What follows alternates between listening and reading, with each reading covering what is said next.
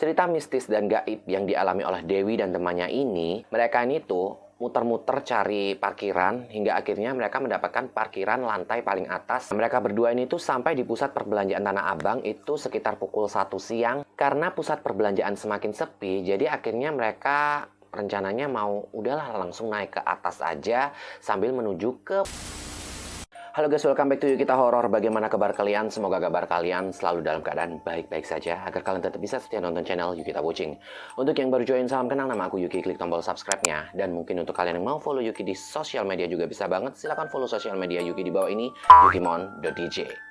Gak kerasa udah seminggu lebih kita menjalankan puasa. Dan biasanya kalau di pertengahan-pertengahan puasa ini kita mulai mencari-cari baju-baju baru untuk dipakai lebaran. Entah itu buat beli kita sendiri, kakak kita, adik kita, atau bahkan anak-anak kita. Dan malam ini kita akan menceritakan tentang kisah mistis dan juga horor yang dialami oleh seseorang yang sedang berbelanja di Tanah Abang Blok A malah bertemu dengan pedagang gaib.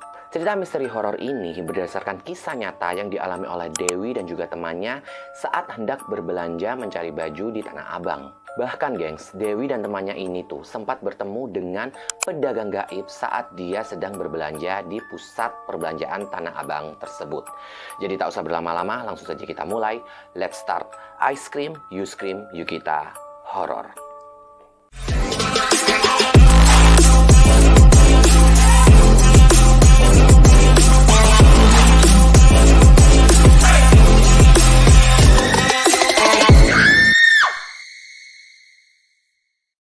Cerita mistis dan horor yang dialami Dewi dan temannya saat berbelanja di pusat Tanah Abang sebagaimana dilansir dari akun TikTok yang bernama @therealaditya.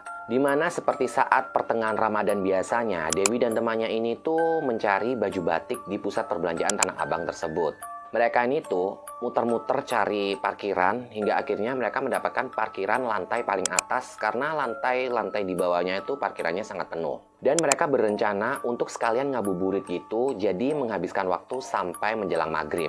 Di pasar Tanah Abang tersebut mereka berdua ini tuh menghabiskan waktunya itu sampai bener-bener kayak mau azan maghrib gitu loh. Jadi ngabuburit sekalian lihat-lihat apa yang harus dibeli, apa yang harus dilihat, apa yang harus diposting gitu. Kayak kalian kalau biasanya masuk ke fitting room tapi nggak pernah beli. Hingga sampai pada akhirnya azan maghrib berkumandang, mereka akhirnya berencana untuk berbuka puasa di luar area pasar. Jadi mereka buka puasa dulu di depan pasar Tanah Abang. Lalu setelah mereka udah merasa puas atau kenyang dari berbuka puasanya, mereka akhirnya balik lagi ke pasar Tanah Abang.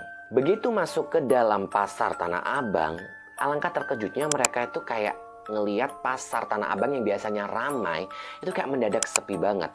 Tapi Dewi dan juga temannya ini berusaha untuk berpositif thinking, mungkin para pedagang ini lagi pada buka puasa atau sedang melaksanakan sholat maghrib. Seperti yang kita tahu kalau waktu maghrib dan isya itu sangat dekat banget. Jadi para pedagang ini mungkin lagi ngerjain sholat biar nggak telat waktu sholat maghribnya. Karena pusat perbelanjaan semakin sepi, jadi akhirnya mereka rencananya mau udahlah langsung naik ke atas aja sambil menuju ke parkir mobil yang ada di lantai atas waktu mereka lagi parkir tersebut. Niatannya sih ya sekalian pulang gitulah ya. Namun semakin mereka naik ke lantai atas, itu suasana pasar Tanah Abang ini kayak makin sepi gitu loh gengs. Dan lampu-lampu pasar itu juga mulai gelap. Ketika mereka udah berada di lantai 5, ini tuh mereka bingung jalan keluar pintu parkir itu yang mana. Karena dipenuhi sama lorong-lorong yang sama, terus toko-toko juga udah pada tutup. Kalau kita kan biasanya masuk ke mall itu kita tahu ya, oh tadi kita lagi lewat di toko jam atau kita lagi lewat di toko pakaian, kayak gitu kan kita biasanya ingat. Nah ini tuh dia mendadak lupa karena tokonya semua tuh pada tutup. Nah, di saat mereka lagi panik-paniknya, itu di lorong kejauhan itu ada kayak toko yang masih terbuka karena kelihatan lampunya itu masih nyala, gengs. Jelas dong kalau aku jadi Dewi dan juga temannya, aku juga pasti melakukan hal yang sama. Jadi mereka tuh langsung menghampiri toko tersebut. Mungkin bisa melegakan hati lah ya seenggaknya karena ada toko yang masih buka. Nah, tampak pemilik toko tersebut itu seorang bapak-bapak, ibu-ibu, dan 2 orang anak yang berusia kisaran 2-5 tahun. Akhirnya Dewi itu langsung bertanya kepada bapak-bapak tersebut, di mana sih pintu keluar menuju ke parkiran mobil mereka. Lalu bapak ini menjawab, lurus aja bu, belokan 1, belokan 2, belokan 3, nanti setelahnya belok kiri, jawab bapak tersebut. Di situ pun Dewi dan temannya tuh kayak merasa lega gitu loh. Akhirnya ada secercah harapan biar mereka berdua ini bisa keluar dari tempat tersebut. Namun gengs, baru beberapa langkah doang, ini si Dewi dan temannya itu mendadak lupa karena banyaknya lorong di sana. Akhirnya dia bingung, aduh tadi bapaknya ngomong apa ya? Dan akhirnya mereka berdua ini tuh niatan mau balik ke toko tersebut, mau tanya balik gitu loh. Pak, tadi lupa maaf atau gimana gitu. Karena mereka merasa melihat lorong-lorong yang sama. Jadi mereka tuh balik ke toko yang tadi. Namun mereka berdua kaget bukan main karena melihat toko tersebut itu sudah dalam keadaan gelap gulita dan juga tutup.